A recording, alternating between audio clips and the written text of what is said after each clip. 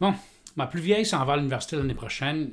Et bien évidemment, puisqu'on habite à côté de Montréal, elle va rester quand même chez nous jusqu'à finir son bac.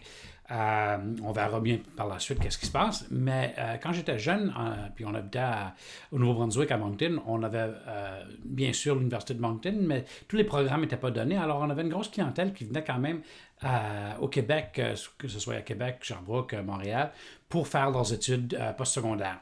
Euh, Souvent, on louait. On ne pensait pas les critères à ce niveau-là, mais j'ai eu quand même quelques clients dernièrement qui finalement ont acheté pour les 4 ans un condo. J'en ai même qui ont acheté des duplex qui ont loué pour les 4 ans, pour les enfants, pour ne pas payer un loyer, et puis qui ont été capables par la suite de même de mettre la propriété au nom des enfants et comme résidence principale aux enfants. Alors, à ce niveau-là, à la revente, il n'y avait pas de gain en capital à payer si c'était dans un condo.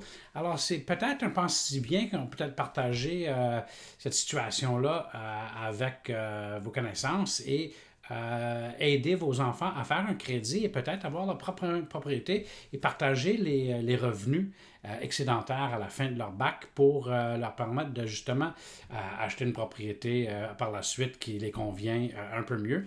Et puis les enfants, ben, ils vont se trouver des petits locataires qui vont les aider à payer la propriété. Alors, petite situation pour les gens qui envoient leurs enfants à l'université. C'est peut-être une petite pense bête. Bonne journée.